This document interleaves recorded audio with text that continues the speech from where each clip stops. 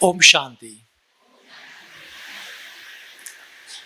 तो अभी अभी हम एक बहुत प्यारा गीत सुन रहे थे, सभी सुन रहे थे ना। क्या शब्द थे कि हर वक्त बाबा साथ है, वो एहसास भी है। तो अगर बाबा साथ है तो प्यार का एहसास भी है ना। तो ये कब होगा? जब हम बाबा को साथी बनाएंगे तब ना? तो हम सभी ने साथी बनाया ना बाबा को। तो अगर सर्वशक्तिवान हमारा साथी है तो सब कुछ कैसा है? सहज है। और अगर सर्वशक्तिवान साथी है, इस जगत की सर्वोच्च शक्ति हमारे साथ है, तो मन में हलचल होगी, स्थिति हिलेगी। फिर कभी कभी क्यों हिल जाती है? कभी कोई कुछ कह देता है, कुछ हो जाता है तो हिल जाती है ना। तो अगर सर्वशक्तिवान सर्वोच्च ऑलमाइटी साथी है हमारा, तो हिलने नहीं चाहिए। तो बाबा कहते हैं कि ये क्यों हिलती है? क्योंकि बीच बीच में भूल जाते हैं। तो बाबा कहते हैं कि स्वयं परमात्मा परम धाम से सिर्फ अपने बच्चों के लिए आया है, साथ देने के लिए। निराकार परमात्मा सिर्फ बच्चों के लिए साथ देने के लिए आया है, और वो हमेशा साथ देने के लिए रेडी भी है। और ऊपर से ब्रह्मा बाबा भी व्यक्त में थे, साकार में थे, तब तो कुछ समय के लिए साथ रह सकते थे, है ना। हमेशा और हर बच्चे के साथ में रहना साकार में संभव नहीं था। इसके लिए ब्रह्मा भी अव्यक्त हो गए, है ना।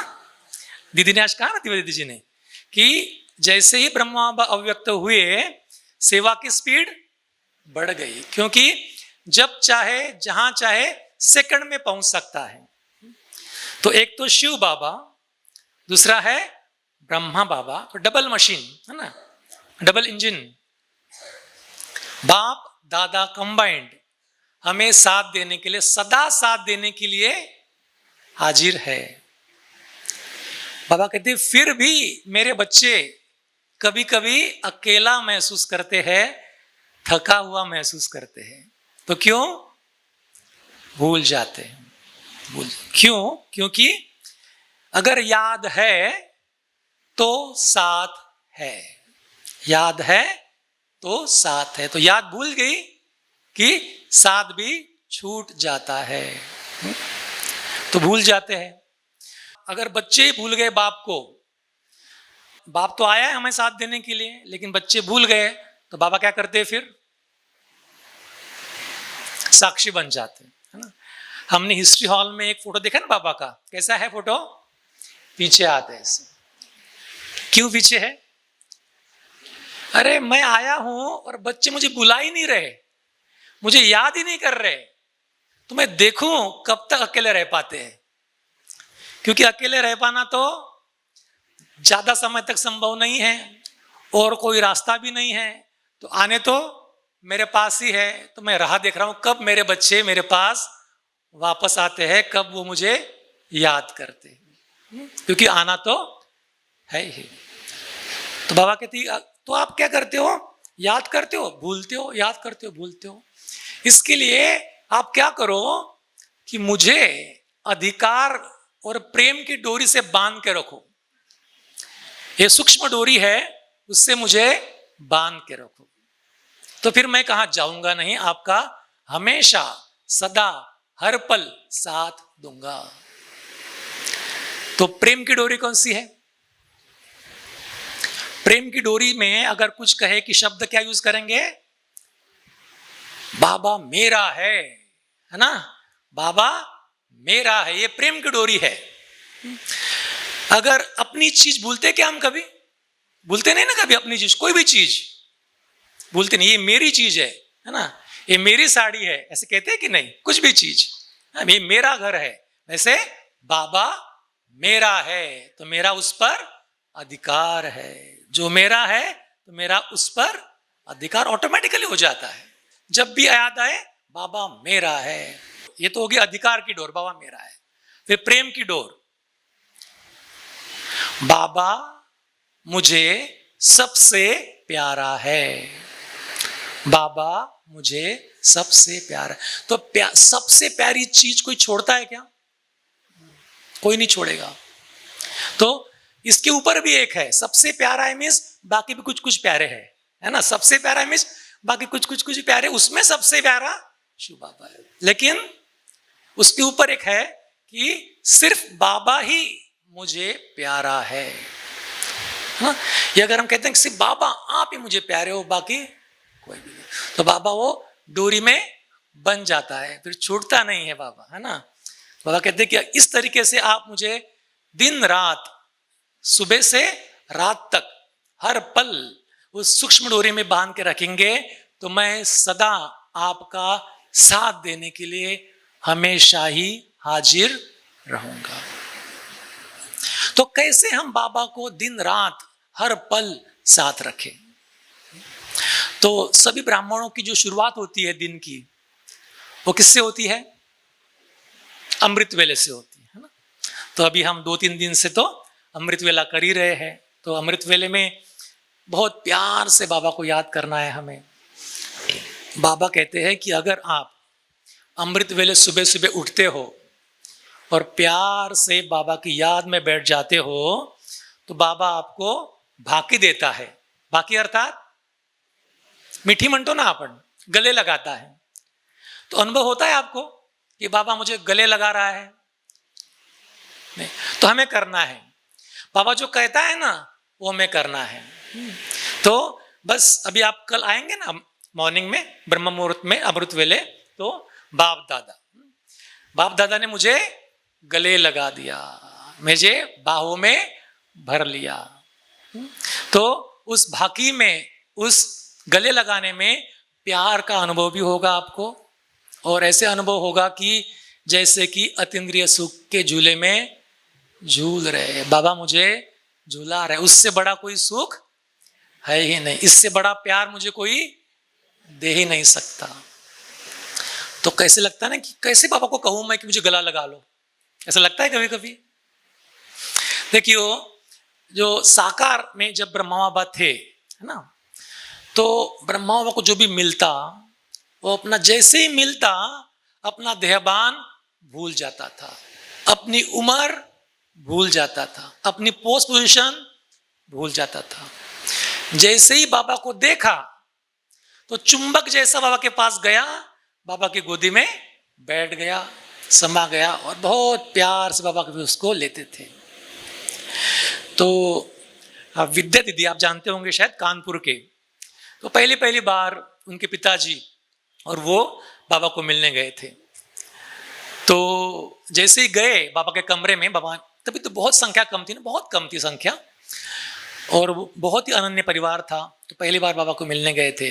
तो जैसे ही बाबा के कमरे में एंटर हुए गेट में, तो उनके पिताजी कहते थे कि जैसे ही एंटर हुए बाबा को देखा, तो बाबा का चेहरा देखा, दिव्यता देखी, और मैं चुंबक जैसे कुछ हो गया मुझे, और बाद में मैं भूल गया सब कुछ। और फिर जब देखा, जब आंख खुली, जब मुझे भान आया, तब मैं बाबा की गोदी में लिपटा हुआ था, जंप मार के उधर चला गया। तो वो कैसे हो गए फिर? बाबा के प्रति प्यार, और इतने सालों से बिछड़ा हुआ बाबा मुझे मिला है, अभी मिला है, तो क्यों ना मैं उसके गोदी में समा जाऊं। तो अगर साकार में ऐसा हुआ है तो अभी तो ब्रह्मा बाबा हर एक के पास आने के लिए तैयार है, बाप दादा हर एक के पास आने के लिए तैयार है। तो हमें क्या करना है फिर? बाबा की गोदी में समा जाना है। बाबा आपको बड़ी बड़ी भाकी देता है, ऐसे बाबा कहते हैं। तो दादी जानकी जी भी कहते थे कि मैं जब भी 2:30-3 बजे उठती हूँ तो ऐसा अनुभव होता है कि बाबा बिल्कुल मेरे साथ है, बाबा मुझे बुला रहा है कि आओ बच्ची, आओ और मेरे पास आ जाओ, मेरे साथ आ जाओ। तो मैं सेकंड में सब कुछ भूलकर मन ऐसे ही एकाग्र हो जाता था, ऑटोमेटिकली मन रू रिहान करने लग जाता था बाबा के साथ में, प्यार की रू रिहान। और फिर रू रिहान के साथ साथ फिर बाबा का प्यार और शक्ति, ऐसे अनुभव होता था बोले मुझे कि बाबा ने अपना हाथ, वो लाइट का हाथ मेरे सिर पर रख दिया और मुझे इतना बाबा प्यार कर रहा है, इतनी शक्ति भर रहा है कि उस प्यार और शक्ति से ही मैं चल रही हूं। इसके लिए उम्र भर कितनी थी? 104 साल की उम्र, फिर भी बाबा का प्यार और बाबा की शक्ति दादी को चलाती थी। तो दादी को बाबा अमृत वेले शक्ति भरते थे। तो अभी भी हमें क्या करना है? फिर कल सवेरे क्या करेंगे? आएंगे, बाबा को सामने देखेंगे, बाबा मेरे पास आ गया है या फिर मैं बाबा के पास पहुंच गई हूं, है ना, एकदम लाइट स्वरूप में या मन द्वारा, और बाबा मुझे बड़ी बड़ी भाकी दे रहा है, मुझे गले लगा रहा है। वो प्यार का अनुभव हमें करना है, तो फिर साथ का अनुभव भी होगा। तो ये है अमृत वेले बाबा के साथ का अनुभव करने की विधि। वैसे तो बाबा ने बहुत सारी विधियां हमें बताई है, लेकिन ये बहुत प्यार आपको अनुभव होगा, बाबा का साथ आपको अनुभव होगा इस विधि से। फिर अमृत वेले के बाद में क्या होता है हमारा, है ना, मुरली क्लास होता है ना, मुरली सुनते हैं हम, ज्ञान का क्लास होता है हमारा। तो देखिए सवेरे सवेरे बाबा क्या था? हमारा पिता था, बहुत प्यार करने वाला। फिर बाबा क्या बन जाता है? शिक्षक। तो आपके घर में बच्चे होंगे, नाती होंगे, वो स्कूल में जाते होंगे, है ना, हम भी स्कूल में सब गए हुए हैं। तो जब टीचर हमें सिखाता था तो हमारे मन में क्या भावना रहती थी?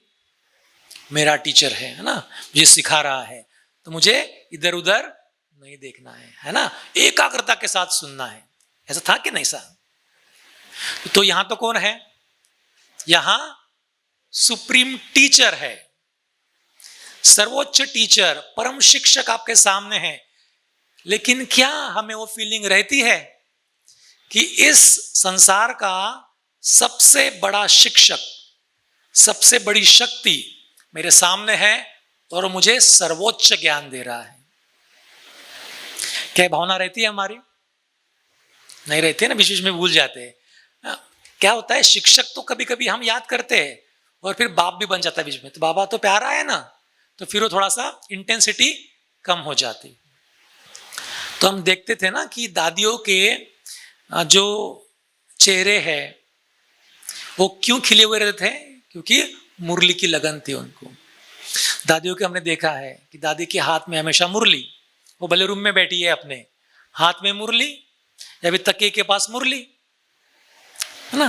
तो सुप्रीम टीचर का ज्ञान है तो मुझे क्लास में भी सुनना है और बाद में भी उसका रिवीजन करना है, क्योंकि ये सर्वोच्च ज्ञान है, ये ज्ञान ही हमें परिवर्तन करने वाला है। साकर बाबा के समय में, ब्रह्मा बाबा के समय में जब भी हिस्ट्री हॉल था, तभी क्लास शुरू हो गया कि उसके बाद में कोई भी अंदर जाता नहीं था। अगर किसको लेट भी हो गया ना कुछ कारण से, तो वो बाहर बैठता था। इतना रिस्पेक्ट था कि ऑल माइटी, सर्वशक्तिवान परमात्मा स्वयं ब्रह्मातन द्वारा मुरली चला रहे हैं, तो मैं कैसे अंदर लेट आऊं, ऐसे जाऊं? तो भले बाहर बैठकर सुनते थे। तो इतना डीप रिस्पेक्ट था। तो क्या उतना ही डीप रिस्पेक्ट हमारा है अपने सुप्रीम टीचर की ओर? उतना रिस्पेक्ट हमें रखना है। हाँ, बाबा ने अभी हमें सहूलियत दी है, क्योंकि तब भी आवश्यकता थी और घर में था ना, पांडव भवन में। अभी तो हम घर से आते हैं तो फिर थोड़ा बहुत कभी कभी लेट हो जाता है, लेकिन हमें ध्यान रखना है कि हमें कभी भी लेट नहीं करना है, हमें दादियों को फॉलो करना है। देखिए, दादी दीदियों में सबसे बड़े उम्र में दीदी मनमोहिनी जी थे, है ना, आपको याद होगा शायद। दीदी मनमोहिनी जी सबसे बुजुर्ग थे इन सब में, सबसे बड़े, लेकिन क्लास में जाने के लिए सबसे नंबर 1। ब्रह्मा बाबा के पहुंचने के पहले भी और दादी प्रकाशमणि जी के पहुंचने के पहले भी दीदी जाते थे। बैठ जाएंगे, एकाग्रता से सुनेंगे, पॉइंट नोट करेंगे, रिवाइज करेंगे, तो एकदम आदर्श आइडियल स्टूडेंट तो वैसे हमें बनना है। तब हम बाबा का साथ मुरली सुनते हुए भी अनुभव कर सकेंगे, है ना। क्योंकि ये टू वे होता है ना। बाबा तो हमें ज्ञान दे रहा है, लेकिन उतने ही इंटेंसिटी से हम अगर नहीं सुन रहे हैं तो वो डोर जो होती है ना वो ढीली हो जाती है, राइट। तो फिर मुरली क्लास के बाद में फिर दिन भर में कामकाज तो रहता है, सेवा रहती है ना। तो हमसे तो छूट नहीं सकते। तो बाबा कहते हैं कि आपको बैलेंस करना है। तो बाबा कहते हैं कि कामकाज करते हुए भी आप बाबा की छत्र छाया सदा आपके सिर पर अनुभव करें। हाँ? तो छत्र छाया कैसे अनुभव करेंगे? छत्र छाया, छत्र अर्थात छाता, छाता, और छाया अर्थात सावली म्हणतो ना आपण। तो छत्र, तो उस छत्र के नीचे हमें अनुभव करना है। वो छत्र कैसा है? लाइट का है, डिवाइन लाइट का छत्र है। उसके नीचे मैं सेवा कर रही। जैसे बाबा कहते हैं ना कि शास्त्रों में भी वर्णन है कि श्री कृष्ण का, कि उसकी छत्र छाया कौन बन गया था। अभी जैसे जन्म हुआ उसको वहां लेके जा रहे थे, है ना। तो उस जो वसुदेव है वो पानी में से जा रहे थे, बहुत तूफान था, तो ऊपर से बारिश थी। तो जो तूफान है, बारिश है, उससे सेफ्टी के लिए क्या हो गया? कहते हैं ना कि साफ हो गया। वो तो रूपकात्मक है ना, वो तो आपको बहलाने के लिए, समझाने के लिए बोलते हैं ना। लेकिन यहाँ क्या है? स्वयं सर्वशक्तिवान है। वहां तो प्रकृति है ना। साफ मीन्स क्या? प्रकृति उसकी सेवा में हाजिर हो गई, छत्र छाया बन गई, उसको सेफ रखा पानी में। और यहां बाबा स्वयं अपना हाथ या फिर अपनी शक्तियां, अपना प्रकाश अपने ऊपर बिछा कर रखता है, उसके अंदर हम सेफ रहते हैं। तो ऐसा हमें अनुभव करना है कि मेरे ऊपर लाइट का छत्र है और मैं उसके अंदर सेवा कर रहा हूं। हम कौन है? बाबा के राजा बच्चे हैं ना। राजा के ऊपर क्या होता है? छत्र होता है। जब वो सिंहासन पर बैठा है तो भी छत्र होगा। इसके लिए क्या कहते हैं? छत्रपति कहते हैं ना, छत्रपति राजा, तो छत्र होता है। और जब चलता है तो कोई साथ में पीछे उसके घूमता है छत्र लेके, क्योंकि धूप का, बाकी बारिश का ये ना हो। तो हम कौन है? बाबा के राजा बच्चे है ना। राजा बच्चे, ऐसे राजा बच्चे हैं कि स्वयं भगवान छाता लगे घूमता है ना। बाबा कहते हैं ना कि मैं सेवक, इतना नम्र है बाबा, निरंकारी है कि मैं आपकी सेवा में हाजिर हूं।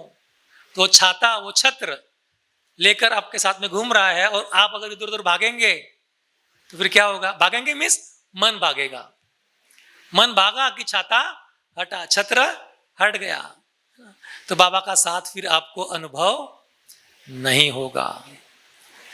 देखिए, जब यज्ञ की शुरुआत हुई, आप सब जानते भी होंगे कि जैसे ही सिंध हैदराबाद से कराची में आए तो 14 साल तक कराची में तपस्या की सभी ने, है ना। तो कैसे की? तभी तो साकर बाबा साथ में थे, लेकिन फिर भी हमेशा बाबा की छत्र छाया में हम तपस्या कर रहे हैं, ऐसा अनुभव होता था। दादी प्रकाशमणि जी कहते हैं कि मैं 14 साल तक कराची में रही, लेकिन कराची क्या है मुझे पता नहीं। तपस्या ऐसी कि जो बंगलो था, बाबा का घर था, उसके बाहर जो भी कामकाज देखने के लिए भाई, जो मार्केटिंग ये करने के लिए, सब्जियां खरीदने के लिए कुछ कामकाज किए जाते थे, उतने ही भाई जाते थे। बाकी क्या है? एकाग्रता पूर्वक अपने दैनंदिन करेंगे जो भी ये है, और बाद में तपस्या करेंगे। वो कैसी तपस्या? बस बाबा और मैं, और कोई नहीं। बाबा की छत्र छाया में हम सब तपस्या कर रहे हैं। तो कैसे हुआ? बाहर इतना घमासान था, लेकिन वो एकदम सेफ थे, कोई परेशानी नहीं थी। कुछ हुआ उनको, है ना, क्योंकि बाबा की छत्र छाया में थे। तो देखिए उनको इतना विरोध था, घर वालों का विरोध था, सोसाइटी का समाज का विरोध था, नेताओं का विरोध था, ऑफिसर्स का प्रशासन का विरोध था, सब कुछ विरोधी वातावरण था, फिर भी परेशानी नहीं, तकलीफ थोड़ी सी देने की कोशिश की, दुख नहीं हुआ, परेशानी नहीं हुई, कुछ भी नहीं हुआ। क्यों? हमेशा हम बाबा की छत्र छाया में हैं, हमें कुछ हो नहीं सकता, ये विश्वास उनका था, इसके लिए कुछ हुआ नहीं, है ना। बाबा तो कहते हैं कि जो उनको कहते थे ना कि उनका बुरा चाहते थे, वो भी उनको हेल्प करने के लिए वहां पहुंच गए, क्योंकि पाकिस्तान बन गया, पार्टीशन हो गया, तो घमासान शुरू हो गया, मारामारी शुरू हो गई, मारकाट, तलवारें चली, बंदूकें चली। उस समय भी जो वहां से भाग रहे थे हिंदू लोग, उन्होंने उनकी जो जरूरी चीजें है वो सब क्या की, इनको लाके दी कि आप तो यूज करो, कम से कम तो फ्री में मिल गया। बाबा कहते हैं ना कि एक गाड़ी सब्जी 5 रुपए को मिल गई, इतनी हेल्प हो गई, 5 रुपए में पूरी बैलगाड़ी। क्यों? बाबा साथ था, है ना। तो इस तरीके से भी अगर हम कुछ भी हो जाए, है ना, बाबा को साथ रखते, दिन भर क्या होगा, बाबा हमेशा हमारे साथ होगा, हमें कोई परेशानी नहीं होगी, है ना। तो एक है कि हमें बाबा को काम काज करते हुए भी मैं छत्र छाया के नीचे काम कर रही हूं, ऐसा अनुभव करना है। और बाबा कहते फिर कि क्या होता है ना कि आप याद तो करते हैं, लेकिन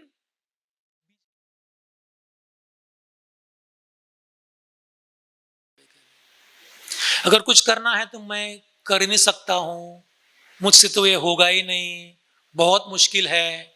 कहते हैं कि सर्वशक्तिवान साथी है, और यहां कहते कि मुश्किल है, तो ऐसे हो सकता है। तो बाबा कहते कि भले ही आप खुद को कमजोर समझ रहे हो, ठीक है, क्योंकि आत्मा कमजोर हो सकती है कभी, लेकिन कम से कम साथी को तो याद करो, कौन साथी है, कौन साथी है, सर्वशक्तिवान साथी है ना हमारा। भले थोड़ी सी वीकनेस आ भी गई, कुछ हो भी गया, तो वो साथी है, तो बाकी तो फिर गौण हो जाता है सब कुछ, क्योंकि परमात्मा, ईश्वर, भगवान, बाबा साथ है, सर्वशक्तिवान ऑलमाइटी साथ है, तो बाकी तो हुआ ही पड़ा है। तो वो शक्ति आप में अनुभव होने लगती है ऑटोमेटिक, वो शक्ति की प्रवेशता आपकी आत्मा में होने लगती है, फिर आपको कुछ भी असंभव नहीं रह जाता। मैं आपको एक मेरा अनुभव सुनाता हूं। मैं कभी कभी ना रेस में दौड़ता हूं, वैसे तो मैं रोज कुछ न कुछ दौड़ता हूं, योगा भी करता हूं, शायद आप भी करते रहेंगे कुछ न कुछ एक्सरसाइज, ऐसे मैं आशा करता हूं, अगर नहीं करते होंगे तो जरूर करेंगे, ये भी आशा करता हूं। तो मैं तो ऐसे दौड़ता हूं, तो एक बार इस रेस थी, तो मैंने एम रखा कि मुझे अभी ये रेस जो है ना 70 मिनट में पूरी करनी है। उसके पहले मैं 70 मिनट में कभी पूरी नहीं की थी रेस हो, ठीक है, 10 किलोमीटर की। तो मैंने दौड़ रहा था, तो उस टाइम स्पैन में बहुत एनर्जी होती है ना, तो वैसे एनर्जी ड्रिंक भी होता है, सब कुछ होता है शरीर को ठीक करने के लिए, लेकिन थकान तो आ जाती है। तो आखिरी का एक किलोमीटर बच गया था, 9 किलोमीटर मैंने रेस कर ली थी। तो मुझे लगा कि अभी मुश्किल है, शायद होगा नहीं उस स्पीड से, रेस तो पूरी होगी लेकिन उस टाइम में नहीं होगी, ऐसे मुझे लगा। तो अभी रोक दूं क्या, कुछ एनर्जी ड्रिंक भी लिया, ऐसे भी हुआ, मन में विचार चल रहे थे। फिर मुझे याद आया कि अरे बाबा को साथ ले लो, अभी सर्वशक्तिवान एक इंजन तो दौड़ रहा है, क्यों ना उसको दूसरा इंजन लगा दिया जाए कुछ समय के लिए, है ना। मैं बोला कि बाबा आप आ जाओ, साथ में दौड़ते हैं। तो फिर वो 1 किलोमीटर कैसा पूरा हुआ मुझे पता ही नहीं चला, है ना। तो ये है डबल इंजन का फायदा।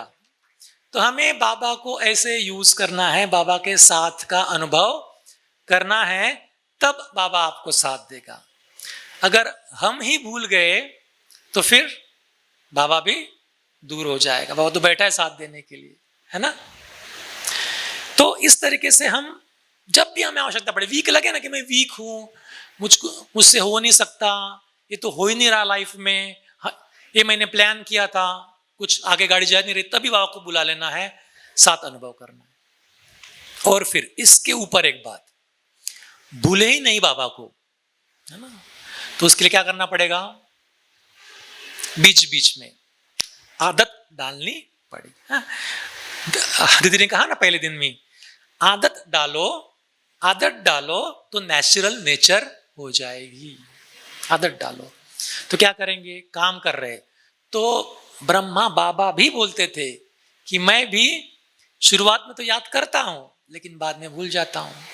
तो ये तो प्रोसेस है ही, भूलने की आदत तो है ही आत्मा को, लेकिन हमें याद देना है।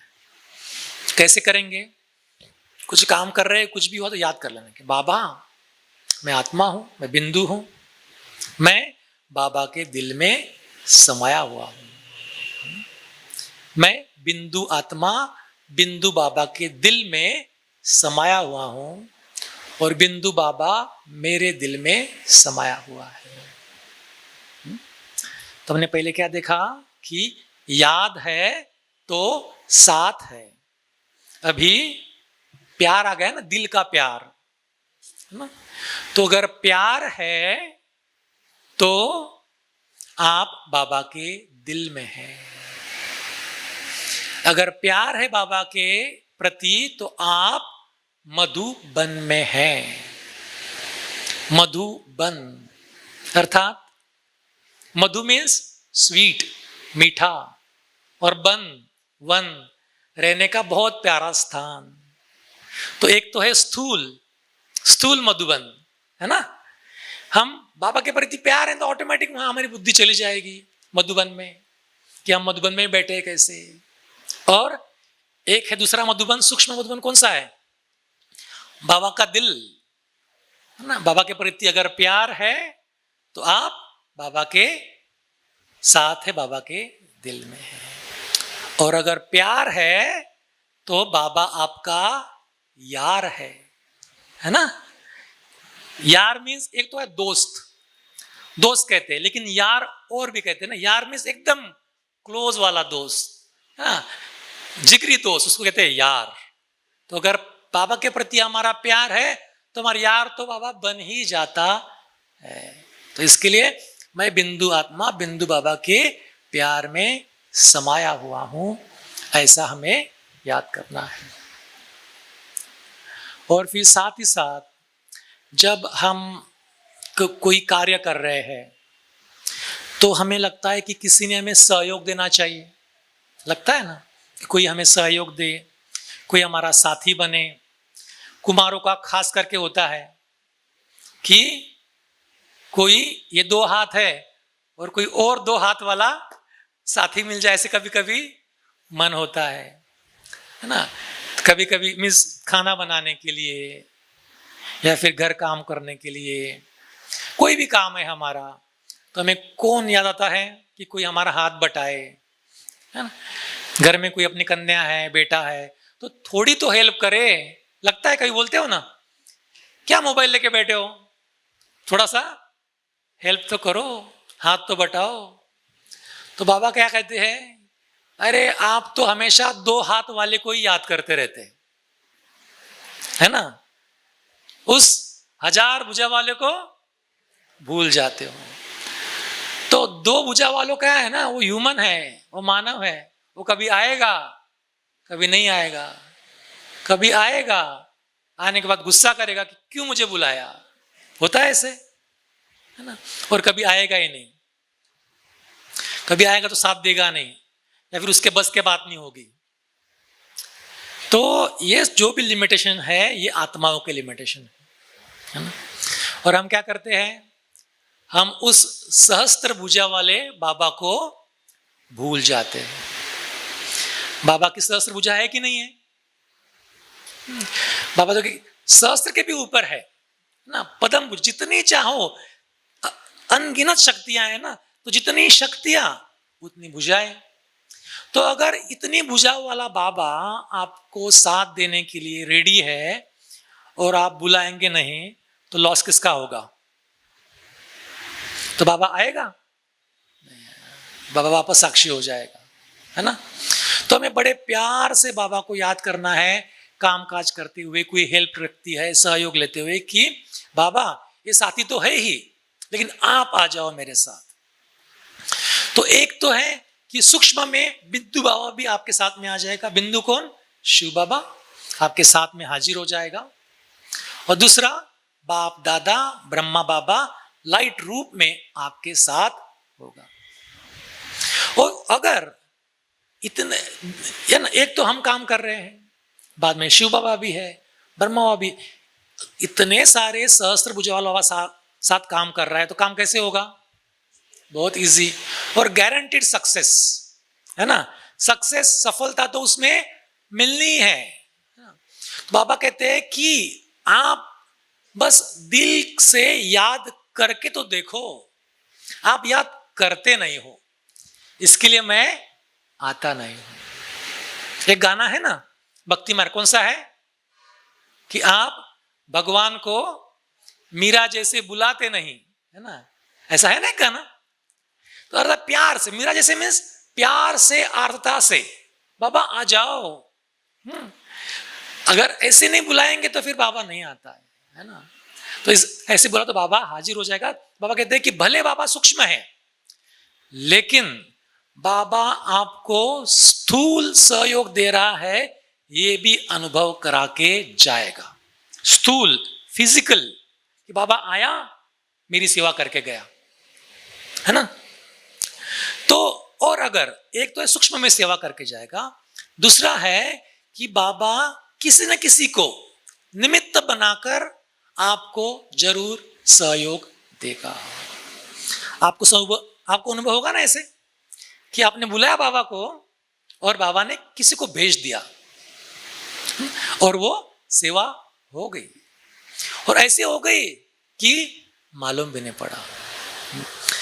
उसमें भी बाबा क्या कहते हैं कि आप जब सब रास्ते बंद हो जाते हैं ना, तब याद करते हो, तो इसको पूछूं, उसको पूछूं, उसको करूं, और फिर करोगे तो परेशान हो जाते हो, थक जाते हो, फिर थक हार कर बाबा को याद करते हो, तो फिर बाबा तो आता है, लेकिन थकान भी तो होती है ना। तो देखियो, बहुत सालों की बात है, पहले जब मैं एमबीबीएस मैंने पास किया था। आपको पता है एमबीबीएस के पास करने के बाद में क्या होता है, इंटर्नशिप होती है, प्रैक्टिस होती है 1 साल की। तो उसमें 9 महीना हमें बड़े हॉस्पिटल में हमारे काम करना होता है प्रैक्टिस करने के लिए, और 3 महीना हमें गांव में जाकर बहुत इंटीरियर में, बहुत दूर दराज में सेवा देनी पड़ती है प्रैक्टिस के लिए। तो क्या हुआ कि हमारी जो बैच थी, उस बैच से ही ना एंट्रेंस एग्जाम शुरू हो गई। वैसे तो एंजॉयमेंट का होता है ना, पास हो गए अभी तो एंजॉय करना है, काम भी करना है, कोई टेंशन है, वैसा था पहले। लेकिन हमारे बैच से एंट्रेंस एग्जाम शुरू हो गई। अभी आपको पढ़ना है, वो भी first year, second year, third year, तीनों की किताबें पढ़नी है, एग्जाम देनी है। उस एग्जाम अगर देंगे, उसमें अच्छे मार्क्स आएंगे तो ही आपको एमडीएमएस अच्छी जगह मिलेगी, नहीं तो नहीं मिलेगी। तो क्या हो गया, मैंने 9 महीने तो मेरे बड़े हॉस्पिटल में पूरे कर दिए, और 3 महीने की पोस्टिंग है ना मेरी एकदम दूर दराज के गांव में लग गई। जनरली क्या होता है कि गांव में अगर जाएंगे ना, सुकून होता है, तो थोड़ी काम भी करो और पढ़ाई भी करो। तो हम एम रहता है कि हाँ उस जगह हम पढ़ाई करेंगे, फिर अच्छे मार्क्स हमें आएंगे, ऐसा एम रहता हर एक का। लेकिन मेरी पोस्टिंग ऐसी लगी कि वहां पे लाइट भी बीच बीच में जाती थी, कुछ नहीं था वहां पर, और बहुत हेक्टिक भी था। तो जिन्होंने पोस्टिंग लगाई थी वो आरोग्य विभाग के डायरेक्टर, तो उनके पास मैं जाने की कोशिश किया, क्योंकि मेरे जो फ्रेंड्स थे ना, उनके बहुत कॉन्टैक्ट्स थे। मिस किसके पिताजी बहुत बड़े डॉक्टर्स थे, किसके ऑफिसर थे, तो उन्होंने कॉन्टैक्ट लगाकर उनकी पोस्टिंग चेंज करवा ली, इजी वाली ले ली, सब कुछ शांति से बैठना पढ़ना है ऐसी पोस्टिंग। और हमारे तो कोई कॉन्टैक्ट्स थे नहीं। तो मैं उस डायरेक्टर को मिलने के लिए 2-3 बार गया, 4 बार गया लगभग। तो 2 बार तो मुझे उस बाहर के चपरासी ने अंदर नहीं जाने दिया, सेक्रेटरी ने, चपरासी ने अंदर, नहीं आप जा ही नहीं सकते, क्यों जाना है आपको, है ना। तो जा नहीं पाया। फिर 1-2 बार जाया, कुछ न कुछ कोशिश करके गया उनके पास, डायरेक्टर के पास में, उनको रिक्वेस्ट किया, सर ऐसा ऐसा है, आप मेरी पोस्टिंग चेंज कर दो, जरा इजी वाली मुझे लगा दो, क्योंकि मुझे पढ़ाई करनी है। नहीं बोले ऐसे नहीं होगा, वहां कौन जाएगा, फिर आप बोलो कि आप यहाँ जाएंगे तो वहां कौन जाएगा, नहीं ऐसे नहीं होता। तो फिर मेरा भी ऐसे ही हुआ था ना, सब रास्ते मैंने ये कर लिए। फिर मुझे याद आया बाबा, मेरे बाबा अभी मेरे से कुछ हो नहीं रहा, तो आप देख लो, जो करना है आप करो, मुझे पढ़ाई करनी है, रैंक लाना है, मुझे अच्छी एमडी की सीट लेनी है मुझे। सोप कर, लेकिन मन में तो परेशान था ना, कुछ मिल नहीं रहा। तो ऐसे ही मेरे साथ की जो मेरे सीनियर थी, एक ऐसी बात चल रही थी हमारी, मैं उसके बहुत सारे काम संभालता था। तो बोले अभी इसके बाद तुम्हारी कौन सी पोस्टिंग है? तो मैंने कहा कि नहीं, मेरे ना अभी यहाँ मेरी पोस्टिंग लगी है, मुझे वहाँ जाना है, वहाँ कुछ खरा नहीं पढ़ा नहीं होगी। अच्छा ऐसा है? अरे बोले पहले क्यों नहीं बोला मुझे तुमने? बोले मेरा जो मामा है ना, वो महाराष्ट्र का हेल्थ मिनिस्टर है। बोले तो तुम मेरा तीन घंटा मेरा काम संभालो, मैं मंत्रालय जाऊंगी और तुम्हारे लिए चिट्ठी लेके आऊंगी, है ना? तो उन्होंने क्या किया, वो चिट्ठी लेके आए, हेल्थ मिनिस्टर की चिट्ठी थी। फिर वो लेकर मैं गया वापस उसी ऑफिस में, सामने दिखाया, वो चपरासी खड़ा हो गया, जो मुझे बोलता था कि अब जाओ आप आना नहीं, वो खड़ा हो गया। फिर मैं अंदर गया और जो डायरेक्टर साहब थे उनके पास कि ये मुझे दिया है पोस्टिंग हेल्थ मिनिस्टर ने। अच्छा, चाय पियेंगे? तो बोले मैं चाय नहीं पीता, मैं बाहर की चाय नहीं पीता, बस ये काम थोड़ा सा करना था। अच्छा, अरे पहले बोल दिया ना होता ना बाबा। तो पहले उसको बोला नहीं था ना, तो उसको भी नहीं बोला था, तो उसने उसको भी नहीं बोला, तो काम तो हुआ ही नहीं। अगर पहले ही बोलते था तो काम हो जाता था। तो हमें पहले ही बोल देना है ना? तो बाबा कहते हैं ना कि एक तो मैं स्थूल सहयोग आपको देने के लिए स्थूल में भी आऊंगा, स्थूल में सही में आपको अनुभव होगा, नहीं तो मैं किसी न किसी को निमित्त बनाऊंगा, आपका काम ऐसे हो जाएगा कि मक्खन से बाल, है ना? ऐसे तो बहुत सारे अनुभव हैं सबके। एक फॉरेन की बहन है, उनका है कि बोले कोई सेवा के लिए, है ना, मैं नई नई जगह गई तो वहां तो कोई आता ही नहीं था, तो हमने बहुत योग तपस्या की, आओ आओ आओ, है ना, कोर्स के लिए आओ। तो एक दिन इतने आ गए कि हमें खाना बनाने की फुर्सत नहीं, इतने आ गए। तो बोले अभी क्या करें? तो रात 10 बजे तक, तो बोले अभी 10 बज गए, 11 बजने को आए हैं, अभी खाना बनाना है, खाना है, दिन भर तो सेवाएं चल रही है, बाबा क्या करे अभी? तो बोले किचन में गई तो खाना बना हुआ था। तो एक माता को टचिंग हुई कि बहन आज बिजी है, वो हमेशा आती नहीं थी, उसको टचिंग हुई, वो आई, बहनें बहुत बिजी थी, देखा उनको, बस बाहर के बाहर चली गई और खाना बना के चली, और खाना रेडी था। तो मेरे ही नहीं, हर एक के अनुभव है ऐसे कि बाबा स्थूल में भी आपको सहयोग देकर जाता है, बस बाबा को आपको साथ में रखना है। और फिर देखिए, जब हम बाबा को साथ रखते हैं ना, तो सब कुछ एकदम कहते हैं ना कि एकदम सहज हो जाता है। तो दिन भर आप थक गए, कामकाज के साथ किया, बाबा को साथ भी रखा, लेकिन अभी रात में, तो रात में हम बाबा को कैसे साथ में रखें?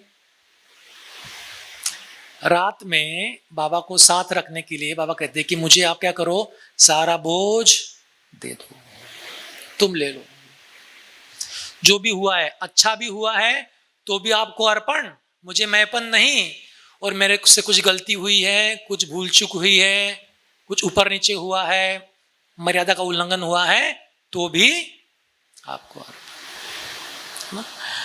तो फिर आपको हल्कापन अनुभव होगा और आप फिर गुड नाइट करके बाबा के गोदी में समा जाओ। तो जब मैं 10वीं तक चिनावल में था, मैंने आपको बोला कल, फिर मैं मुंबई गया, तो मुंबई जाने के पहले मैं दीदी को मिलने आए थे यहाँ पे, है ना, अपने आदरणीय सुधा दीदी, उनको मिलने आया था, उनकी आज्ञा लेने के लिए।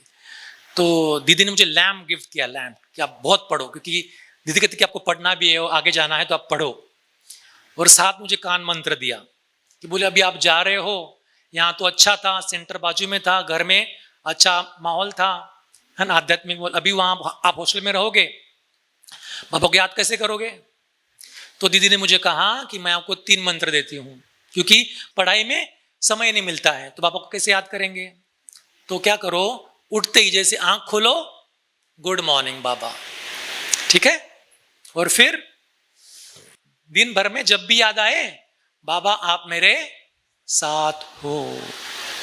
और फिर सोते हुए गुड नाइट बाबा, ये 3 करो बस आप, तो बाबा आपको हमेशा साथ देगा।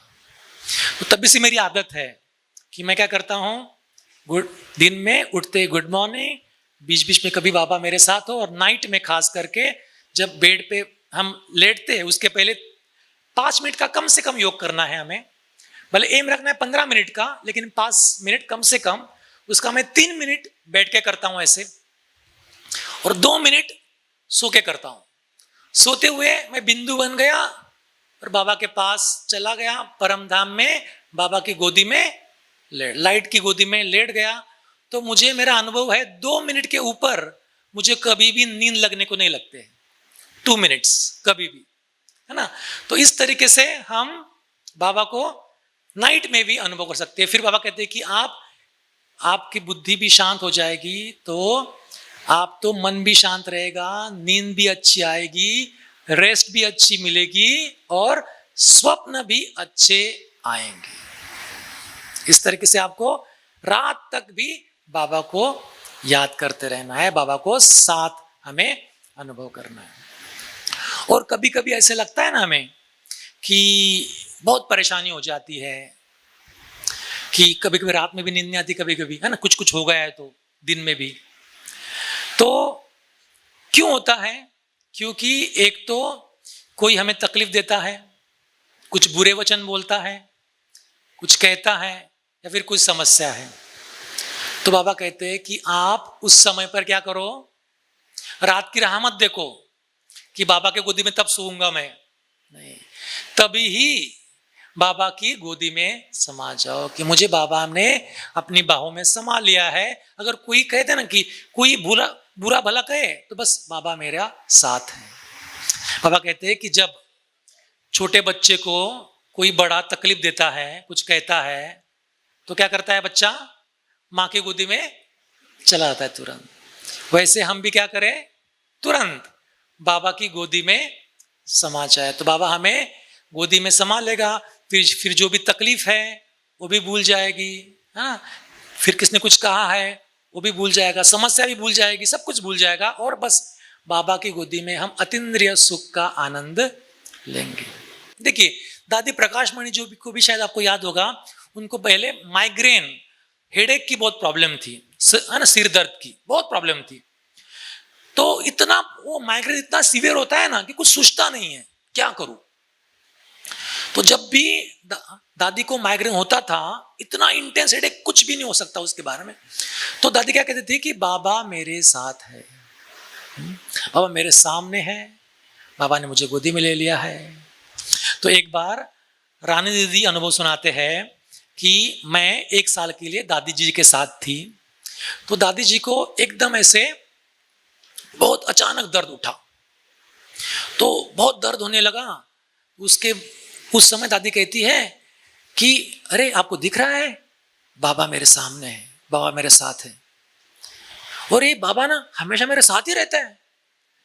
तो रानी देखती है कहाँ पे है, तो बोले कौन सा बाबा? तो दादी कहती है क्योंकि शिव बाबा या फिर ब्रह्मा बाबा। तो दादी कहती है अरे दोनों अलग है क्या? बाप और दादा दोनों साथ है, एक साथ है ना।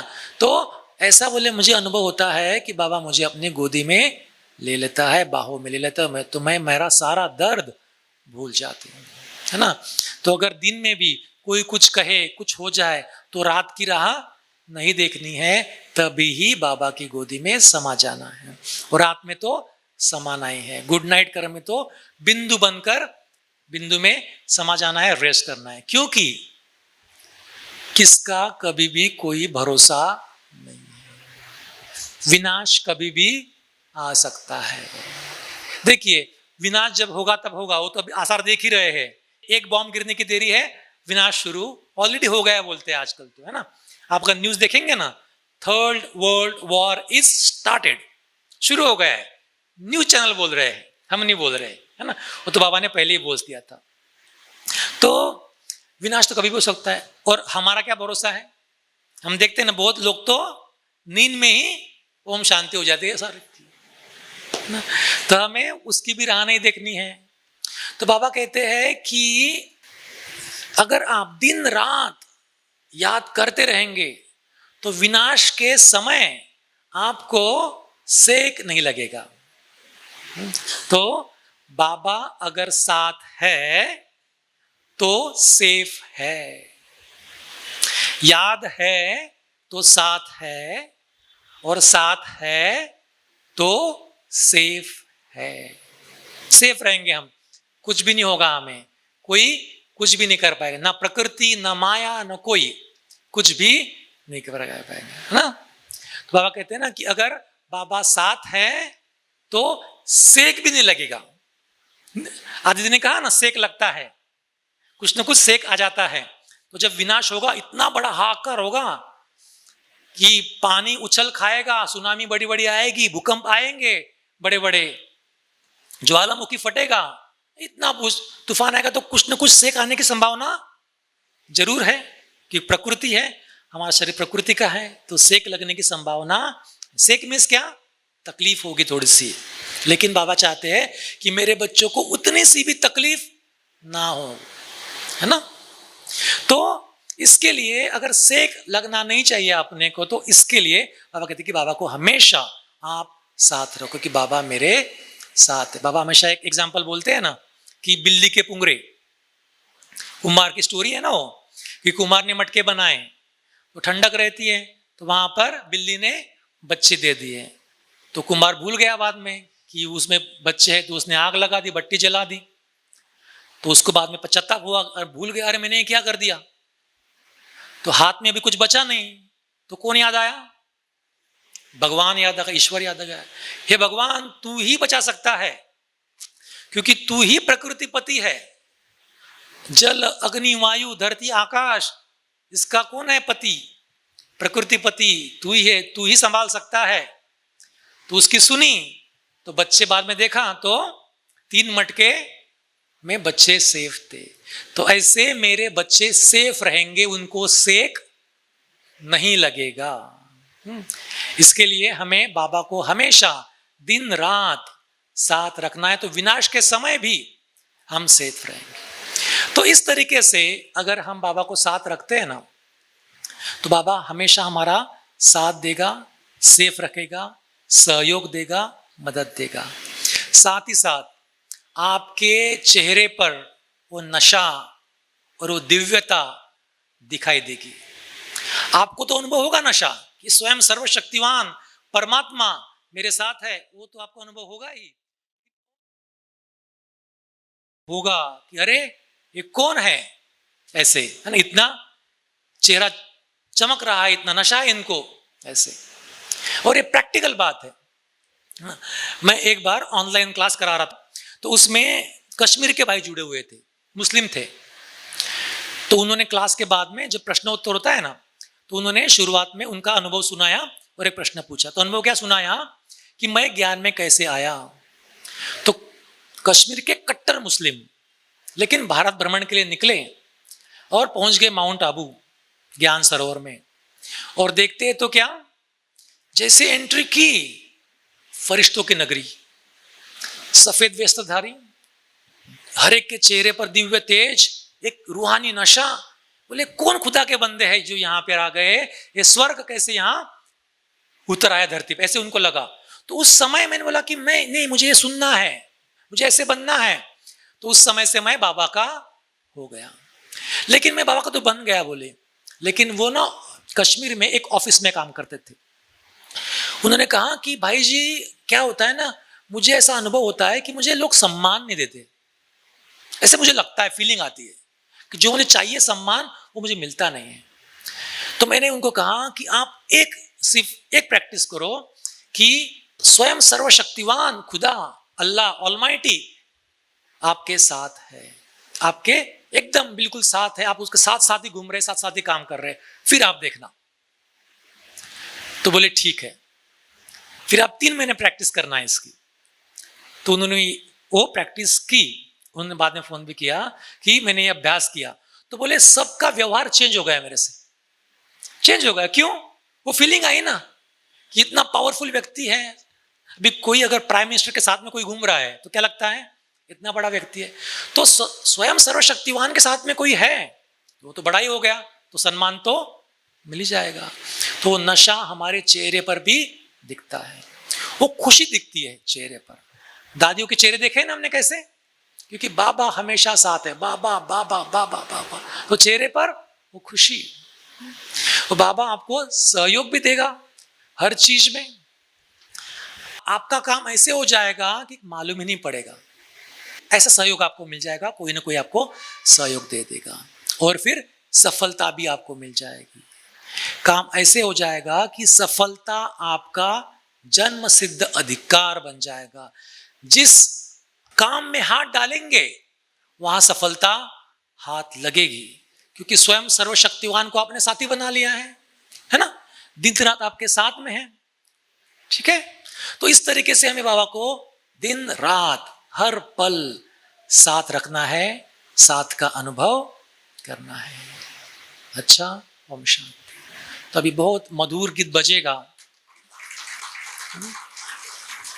अभी एक बहुत प्यारा गीत बजने वाला है, तो बस उस गीत के भाव में आप समा जाओ। क्योंकि कभी कभी क्या होता है, गीत बजता है और बुद्धि का गाना और बजता है, तो है ना, तो उस गाने को मैच करना है उस गाने से। ठीक है, कि बाबा के स्नेह में समा जाओ, साथ का अनुभव करो, फिर देखना। ये जो सॉन्ग है ना, ये सॉन्ग बजा गया था जब बाबा का पार्ट, सेकंड पार्ट, एक जो अव्यक्त पार्ट है ब्रह्मा बाबा का, वो खत्म हुआ था। जब सेकंड पार्ट खत्म हुआ साकार रूप का दादी गुलजार जी द्वारा, तभी भी ये बजाया गया था कि बाबा आप साथ थे और आप हमेशा मेरे साथ रहने वाले हो। तो आप अनुभव करना, बहुत मजा आएगा, बहुत प्यार भी आएगा बाबा के प्रति। ओम शांति।